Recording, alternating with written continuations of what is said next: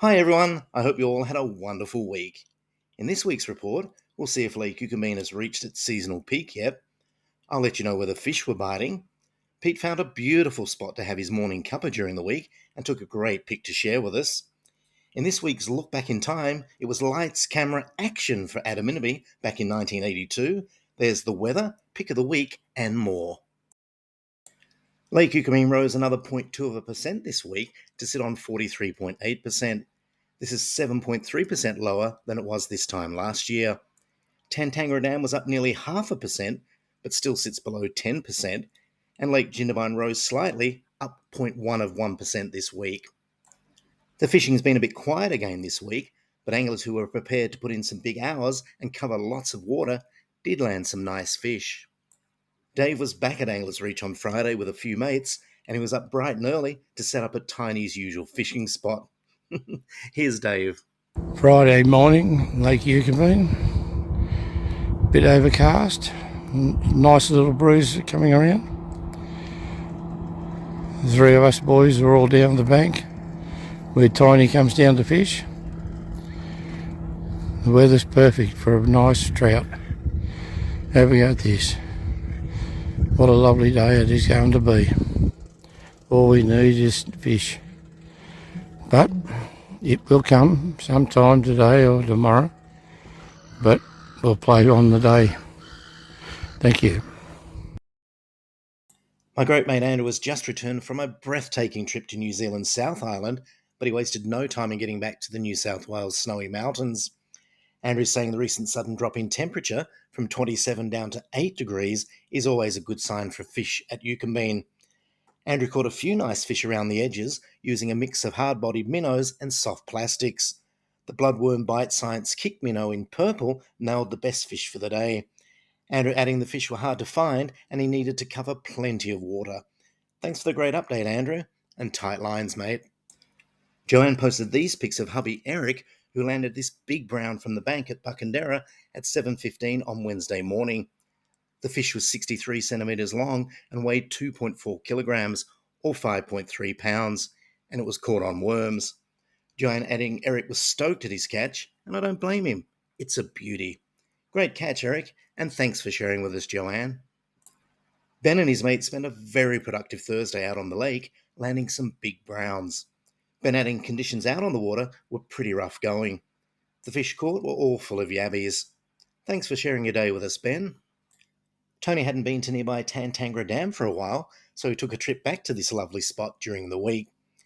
Tony trolled the edges using hard-bodied lures towards the dam wall and landed a couple of nice fish.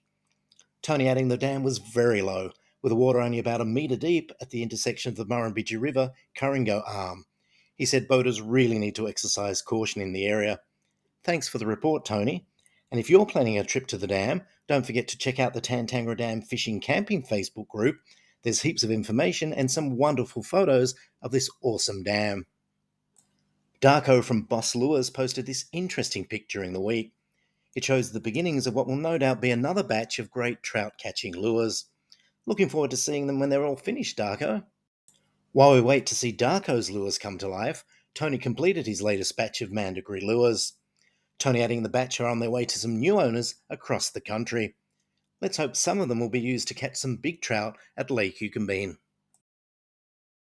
Pete enjoyed his quick trip to the coast late last month, but told me there's nothing better than being back home in the mountains. Pete posted this wonderful high country photo during the week.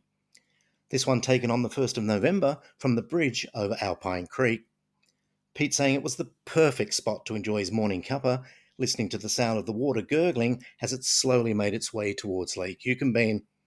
I've been to this spot many times, and it's just one of hundreds of little hidden gems that are scattered around the northern end of the Snowies. Thanks for sharing with us, Pete. The race that stops the nation, the Melbourne Cup, was run last Tuesday in Melbourne. So why am I mentioning this? Well, it got me thinking to the time back in November 1982 when Adaminaby was abuzz with horses, film crew, actors and extras when it was chosen as the location to film a scene from the movie Phar Lap. The scene was to recreate Phar Lap's last ever race in Tijuana, Mexico on the 20th of March 1932. 16 days later, Phar Lap died of mysterious circumstances in San Francisco. Adaminaby was in drought at the time, and it was chosen because it resembled the racetrack in Mexico. In typical Adaminaby style, though, I remember the filming had to be postponed for 2 days because a November snowfall blanketed the hills around the racetrack, making it look nothing like the racetrack in Mexico. It was a great time to be in town, and I remember my parents, who owned the Adaminaby restaurant and takeaway at the time, meeting Tom Burlinson in the shop. My friend Mary was also living in the town at the time, and she shared some wonderful photos.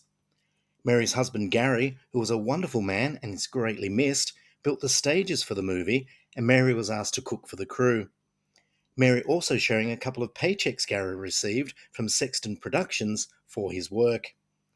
Some of you watching this video may actually recognise a few people in the pics, with Mary adding she can see Patrick Mackey, Robbie Crow, and Neville Clark. Dominic Yen is the young girl with the pony. Mary adding after they shot the scene of the horses coming round the bend, they actually painted the buildings into the scene. It sure was a wonderful time to be in Adaminaby, Mary. Thanks for sparing such a great memory, and keep them coming. We love seeing them. A cool week ahead for Lake Eucumbene with a mix of sun and cloud and a few showers. The wind will also play a part, with Thursday likely to be particularly gusty. Maximums ranging from 20 degrees next Friday to a cold 11 degrees on Tuesday. Speaking of the weather, and it certainly went cold across the region on Melbourne Cup Day. Canberra was sitting on 6 degrees at 1 pm with a feels like temperature of 0. It was even colder at Eucumbene and went very close to snowing. Further up the mountains it did snow and accumulated to about 5 centimetres deep at Kyandra and Selwyn snowfields. One person that wasn't going to let the cold get to him was good mate Tiny Egan at Angler's Reach. I reckon it would have been close to 30 degrees inside your place, mate. Tony posted these great nostalgic photos to the Lake Eucumbene Facebook group during the week. They were taken in 1967. The pic on the left showing Tony's first overnight camping trip to Cemetery Point with his mum and dad. I love the cars, Tony. The pic on the right, the bay just before Yen's, with a lake almost full. What a sight for sore eyes, Tony. Great memories, Tony, and thanks for sharing with us. Jeff posted these great pics during the week. Jeff's uncle, Jimmy Christie, was working for the Tumbarumba Shire Council back in the 1950s. Jimmy was part of the crew that cut the road through to Sioux City, a purpose-built town during the construction of the Snowy Mountains scheme. Jeff added that Jimmy and his cousin ran 2 big dozers and sometimes had to link them together with a chain to recover one another if they slipped over the edge. Jeff's family are in the photos. Thanks for sharing such a great memory with us, Jeff. Tiny posted this pic last Monday with the caption, "Love my home." And I don't blame you, Tiny. It sure is a beautiful part of the world, mate. For pick of the week, I've gone with this interesting drone shot overlooking the boat ramp at Buckandera. The photo taken by Ricky during his recent trip back to the mountains. Nice capture, Ricky, and thanks for sharing with us. And don't forget, if you've been up to the lake recently and have taken some photos, why not post them to the Lake Eucumbene Facebook group, and you might see them here in a future report. This week's fishing meme was again sent in by Jill, and it's a beauty. When he can't afford a fish finder. Well, I guess times are pretty grim in the middle of an economic crisis, and hopefully no one was drowned in the making of this meme. Thanks for the laughs, Jill. Well, that's the report for this week. I hope you found it useful. And as always, I'm happy to take on any feedback or suggestions. And don't forget, if you're looking for more information on Lake Eucumbene, don't forget to check out the social media channels. There's the website, Facebook, Instagram, and YouTube. And please don't forget to like and subscribe, and you'll be notified as soon as I put up new content. Have a great week, everyone. Stay safe, tight lines, and bye for now.